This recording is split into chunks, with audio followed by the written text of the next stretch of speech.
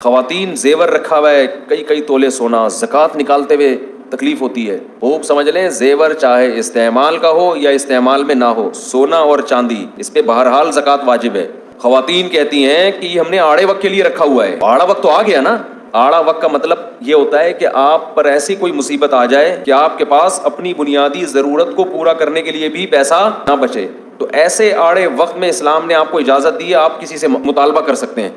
हमने देखा है कि ऐसे आड़े वक्त में भी लोग अपना माल खर्च नहीं कर रहे, दूसरों से मांग रहे हैं, ज़कातें मांग रही हैं। एक साहब ने मुझे कहा कि एक आदमी के पास 1 लाख रुपए पड़े हुए हैं बैंक में, तो उसके यहाँ कोई ज़रूरत है, बीमारी है, इलाज के पैसे नहीं है, मैं ज़कात दे सकता हूँ? मैंने कहा नहीं दे सकते, क्योंकि 1 लाख रुपए ये निसाब से क्या है, ज़्यादा है। हजरत ये तो पूरे नहीं होंगे। मैंने कहा फिर उससे बोलो ये खर्च कर दे, फिर आप ज़कात दे दें उसको। तो यहाँ लोग कहते हैं कि वो पैसे उसने आड़े वक्त के लिए रखे हुए हैं। पता नहीं आड़े तिरछे वक्त की डेफिनेशन है क्या? आड़ा तो यही वक्त है ना।